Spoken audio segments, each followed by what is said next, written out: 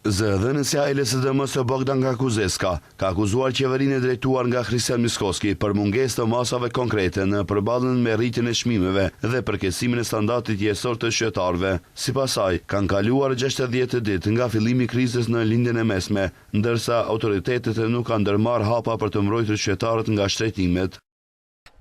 Se случи тоа што предупредувавме. Kaluan edhe pashkët, edhe megjithse Mickoski paralajmëronte masa të reja pas festave. Ai sërish gënjeu, në vend të masave vazhduan shtrenjtimet. Ndodhi ajo që i kishim paralajmëruar, edhe nëse çmimet e naftës bien, çmimet në markete, dyqane dhe tregje mbeten të larta. Çmimet e larta të ushqimeve dhe produkteve bazë çdo ditë po i zbrasin xhepat e qytetarëve. Kuzeska u ndal edhe te të dhënat e Institutit të Statistikave, duke theksuar rritjen e ndjeshme të çmimeve të produkteve bazë. Sipas saj, perimet janë shtrejtuar mbi 38%, frutat mbi 10%, ndërsa çmimet në bujqësi janë rritur për 23%. Ajo shtoi se prej 2 muajsh në rritje janë edhe çmimet e mishit, vajit dhe vezëve.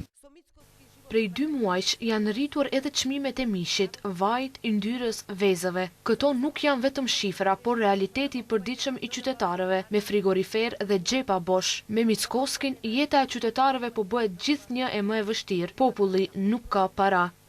Nga LSDM kujtuan se kanë propozuar një sër masash për lehtësimin e situatës, përfshir uljen e TVSH-s për ushqimet në 0%, uljen e akcizave dhe TVSH-s për karburantët, si dhe uljen e tarifave rrugore.